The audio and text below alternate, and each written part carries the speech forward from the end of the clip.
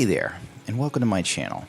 I've recently decided to take the step into 4K gaming by picking up the now affordable Samsung U28E590D Black 28-inch 4K UHD with ultra high definition widescreen. It also includes AMD's FreeSync with 1 millisecond response time from gray to gray, so on and so forth. Also, it is very important to note that this is VESA mountable because the mount that comes with it is pretty fucking lame. I mean, it's real lame. You can only tilt up and down. There's no pivoting. There's no height adjustment. This is all you get. It's not very sturdy, nor is it. I have nothing to say about this. Like, if you get this monitor, you'll probably want to get a VESA mount without a shadow of a doubt because the stock stand is pretty pathetic. But thankfully, this version that has been updated recently, all previous versions before 2015 were not VESA mountable. This supports HDMI and DisplayPort. There's two HDMI ports. You'd probably want to use that if you didn't have DisplayPort. But remember, HDMI is only 30 Hz. DisplayPort gets the full 60. Coming from 1080p, I have to say that the monitor's quality is actually pretty good, especially for the price of being sub $400. It includes all the wires that are needed to get this sucker going, just in case you don't have DisplayPort or HDMI on hand. It comes with it, and the wires aren't bad. It features a 1 billion color support. Yes, this is a TN panel, that's why we're getting a full 60 Hz on this sucker. But I have noticed that the colors are pretty fucking good for it to be a TN panel. Comparing it next to my also expensive Asus 144 Hz monitor, this Samsung version, which is also TN, is far more beautiful in color schemes.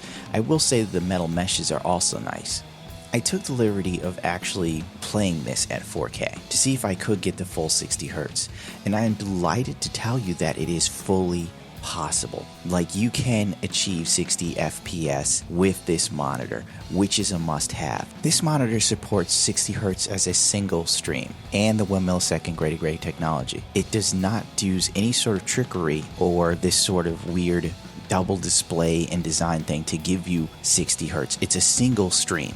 So right there, it's already kicking the ass of a lot of other bargain brand 4K monitors that you could possibly get your hands on. Now, it's not all sunshine and rainbows. There are a few downsides, but not really many in my personal opinion, since the version I got I find very nice.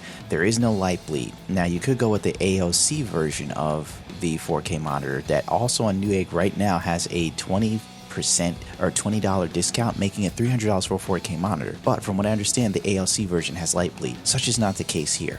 But on the other hand, I do find the panel to be a bit bright, which will call for some calibration on your end. There are plenty of tutorials online that will show you the best possible settings you could get. Also, to really enjoy the 1 second or 1 millisecond response time, you have to put the monitor into gaming mode. If you do so, this will nullify all your color settings except brightness. It sucks ass. But luckily for me, I already have like profiles on my computer that have color calibrations that I like that override this feature in the monitor. I hope you take the liberty and time to do this yourself, because those profiles can be a lifesaver and can alter this thing substantially, because that brightness can really be a strain on the eyes. There is a feature that creates some sort of low flickering crap that's supposed to help with your vision while using this monitor. I find it to turn everything a very ugly color of piss yellow, so I avoid it at all costs and just grin and bear this one significant flaw. Also, the stand is weak. I mean, from an outsider's perspective looking at it, it does look nice and it does look like a singular piece of metal, but such is not the case. It comes in two pieces. The brush metal is a nice touch, but overall the lack of adjustment and customization is an issue here. This will call for you to get, like I said before, a VESA or VESA mount, whatever they call it, later on if you really want to take your monitor placement seriously. Other than that, the price is about right. For what it is, it's still expensive, don't get me wrong. $369 is still expensive, even with free shipping. But so far, compared to the other 4K monitors that I found in this bargain price range, this one seemed to be the superior choice as far as I could personally tell from my personal choices. This may not be the same for you. There may be other things you value like saving money or putting a little extra money into this and getting something a whole lot better or more bang for your buck. Like the Asus ROG version, it's about $70 or $80 more, but the stand alone comes with a whole lot better height adjustment and maneuverability. But I also read that it suffers from recent models, mind you. Everything like 2015 to 2016, for some reason on that Asus model has light bleed. If you don't believe me, you can check reviews yourself. Amazon is full of people who are saying these things. So I went and bit the bullet on the Samsung version. I will admit, on first glance after unboxing it and putting it on the table and using it a little bit, I had buyer's remorse. I did. But after spending a day with this monitor, I've actually grown to like it substantially.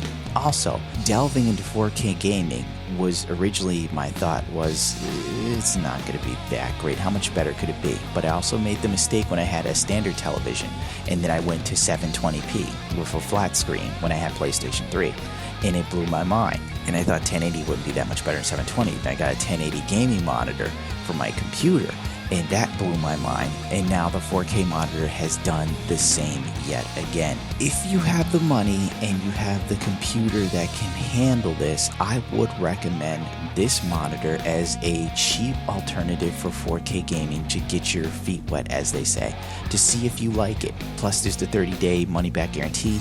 You know, it gives you time to decide whether you really want this. You want to invest your money in it.